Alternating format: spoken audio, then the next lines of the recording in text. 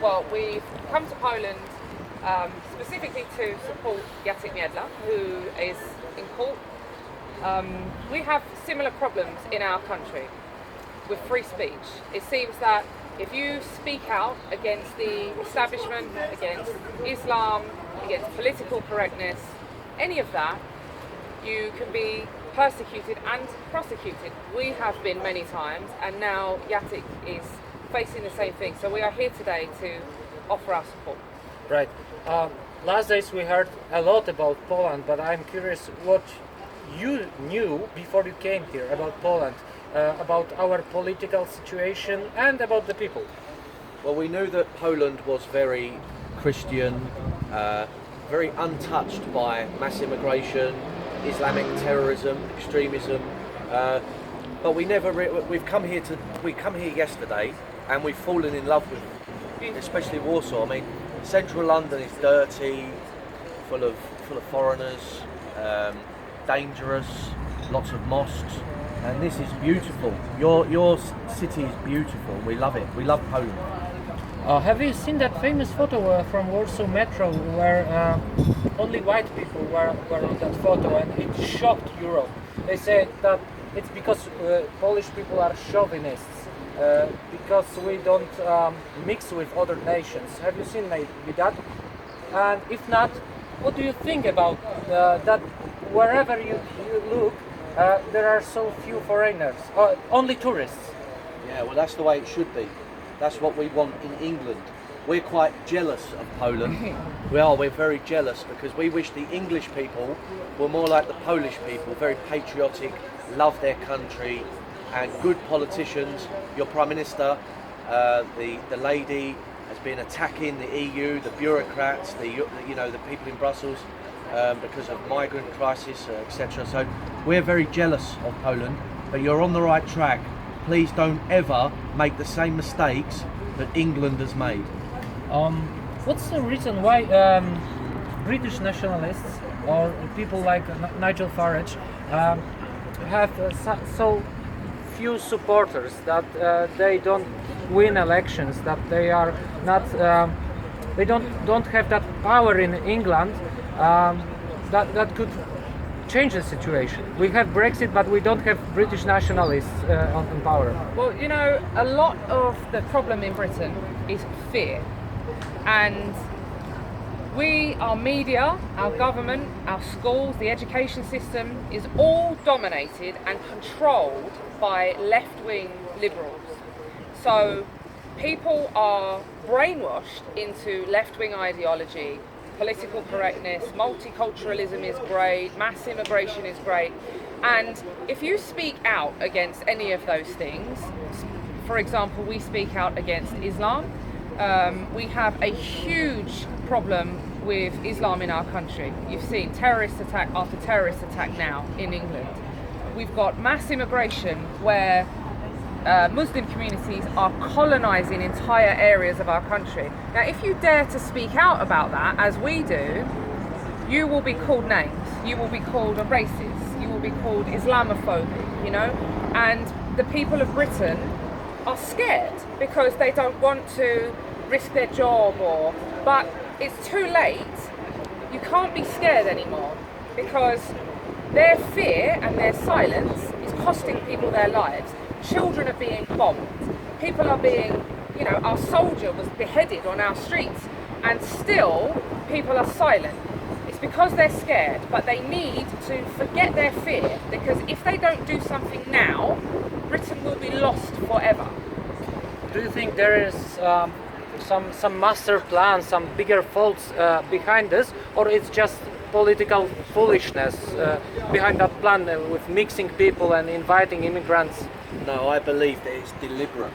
I believe it is a deliberate, engineered situation by the EU elite, by all the socialists and liberal politicians, by the mass media, which is controlled. It's not free press, it's controlled.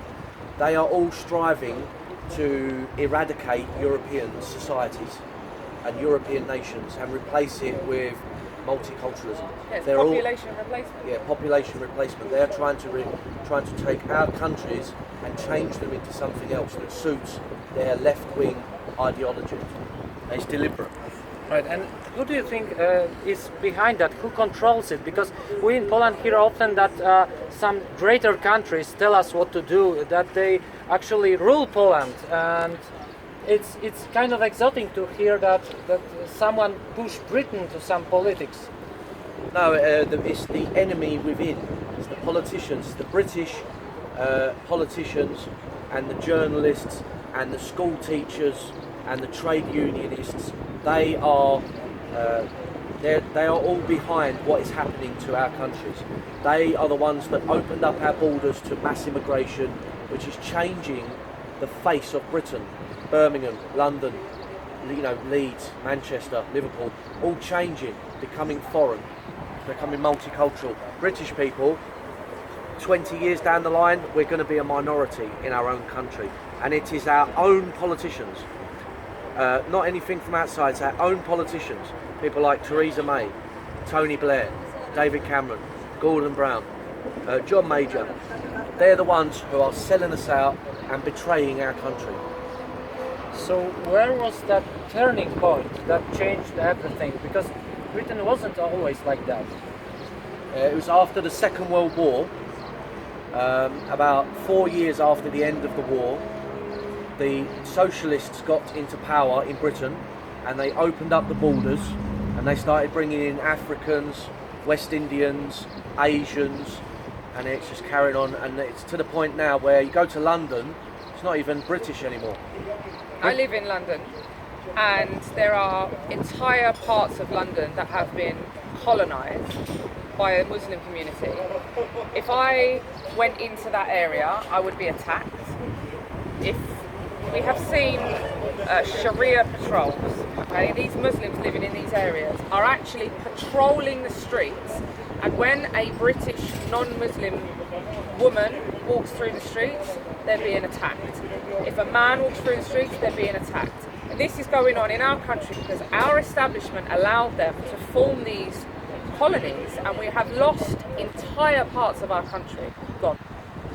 So, in the end, what would you say to Polish people right now?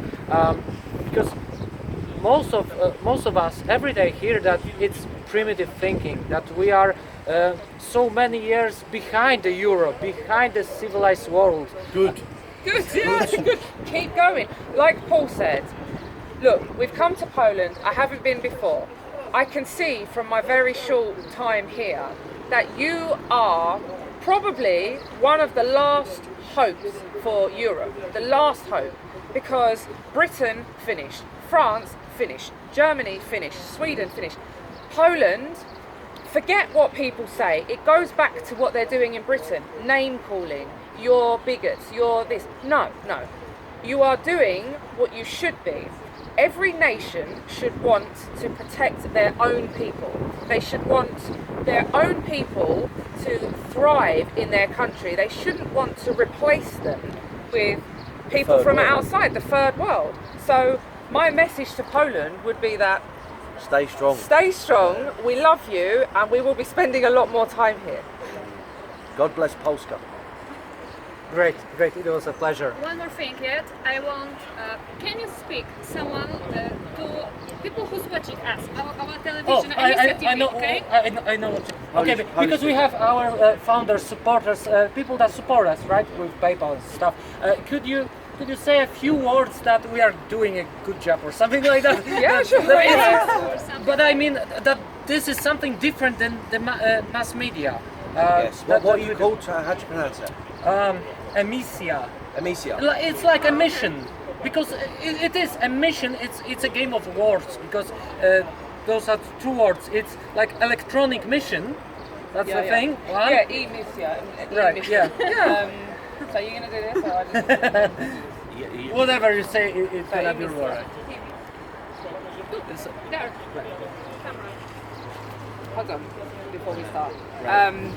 You are. So are you mainstream? You're not I'll let Jayda mainstream. do this, yeah? Yeah. Rather than me standing You're next not mainstream. No, separate. not at all. Okay, but you're So if I just start by saying Emissia TV is delivering the truth. Yeah, just start. Yeah, because what I mean, we are working, we are functioning, we are alive with all this because of some people that we even do not know that Donations. Yeah, that Same with us. Okay, yeah. I right. got you.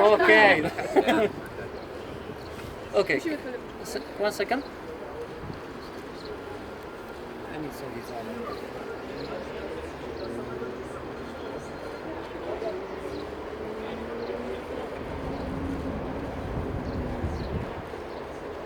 Okay. Emissia TV is delivering the truth. We don't see it often in the mainstream media. They will peddle a false narrative, what they want you to believe, what they want you to hear. If it wasn't for Emissia TV delivering the truth to people, we would all be walking around blind, listening to the false narrative. It is important that we support these people who are giving us the facts, enlightening us and keeping us safe by telling us what is happening amongst us. God bless them. Right. Thank you so much. Is that okay? And, yeah.